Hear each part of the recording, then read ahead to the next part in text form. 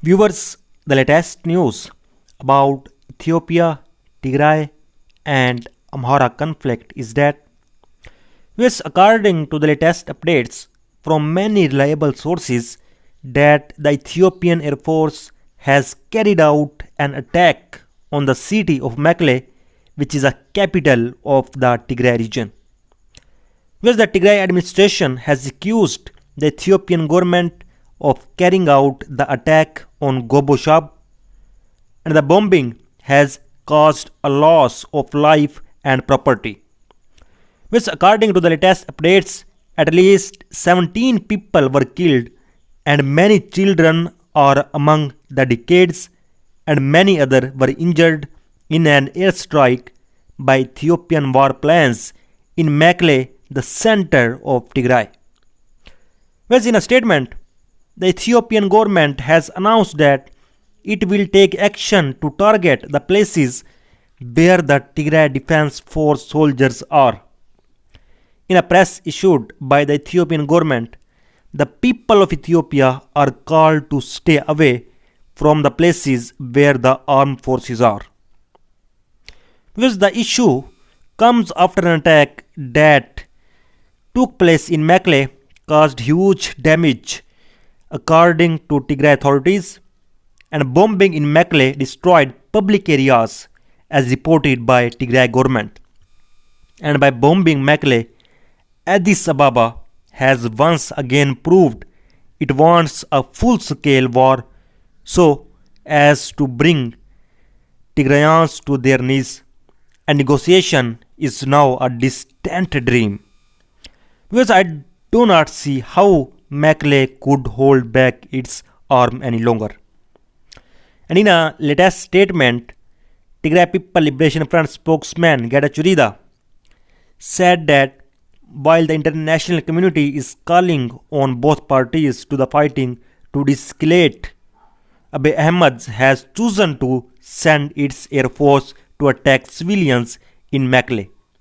And this time around a kindergarten, with the regime's large-scale offensive in its third day and in disarray, Abiy has reverted to his daily routine, targeting civilians. In a way, he is doing with bombs what he has been doing to our people through siege starvation.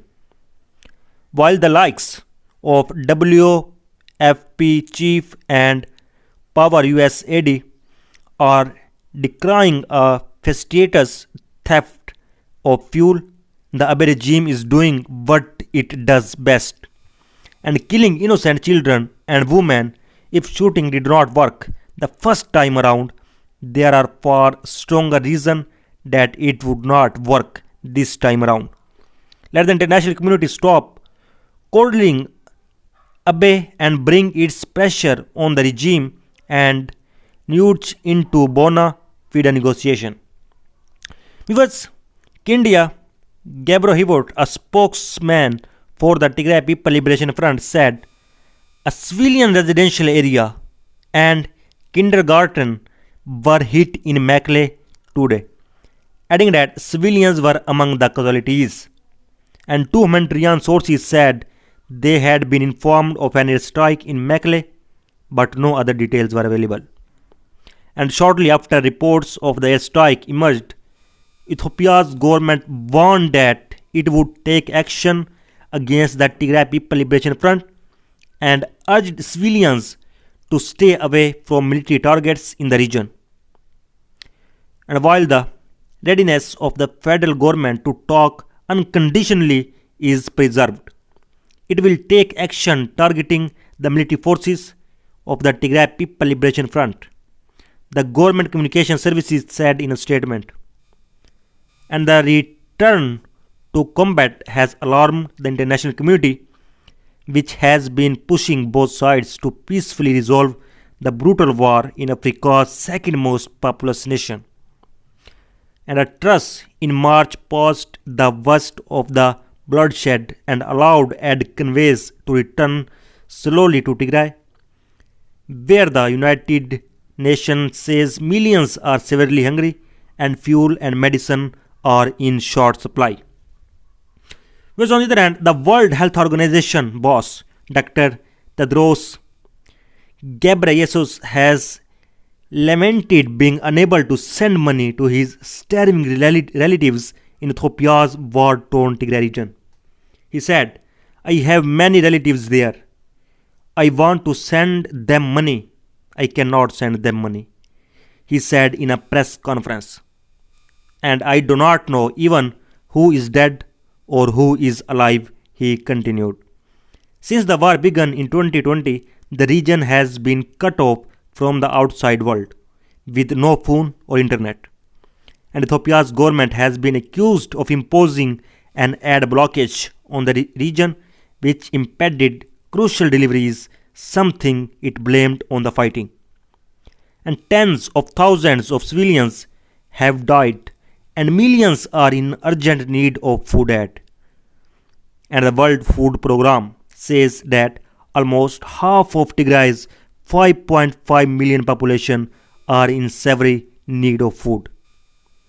Well, it is not the first time Dr. Tedros has spoke about the war. In 2020, he denied an Ethiopian general's accusations that he had helped procure weapons for the Tigray rebels. And there have been reports suggesting, "I am taking sides in this situation. This is not true," he tweeted at the time.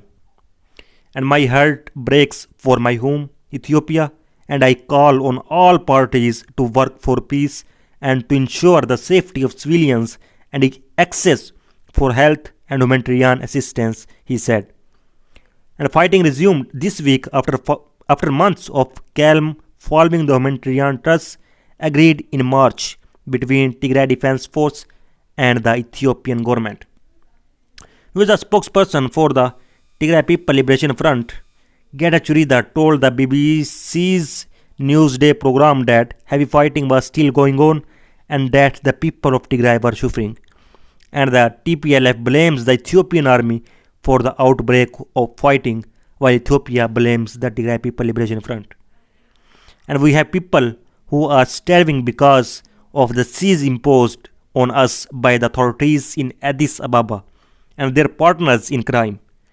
And we have people who desperately need humanitarian aid, said by Mr. Getachew Reda. Because it would be foolhardy for us to start a war when in actual fact our people are in need of humanitarian aid. And the government has not responded to BBC request for comment. And residents of Kobo, a city approximately 15 miles and 25 kilometers away from some of the reported fighting areas, told that what they saw aimed the fresh outbreak of violence. And we are hearing sounds of heavy weaponry. It can still be heard. And the war has already been escalated. An additional defense force is also entering the areas, one movement said. And the community is confused and some are fleeing to the nearby city. But most of them are alongside the Federal Defense Force and the Amhara Special Force to face what is coming. And the Tigray war broke out in Ethiopia's northernmost region in November 2020, later spreading south to the Amhara and Afar region. And thousands were killed. Over 2 million people fled their homes, and some 7 lakh people were left living in famine-like condition, according to United States official. So viewers, so far is the latest update. For more latest update, please subscribe channel. Thanks for watching.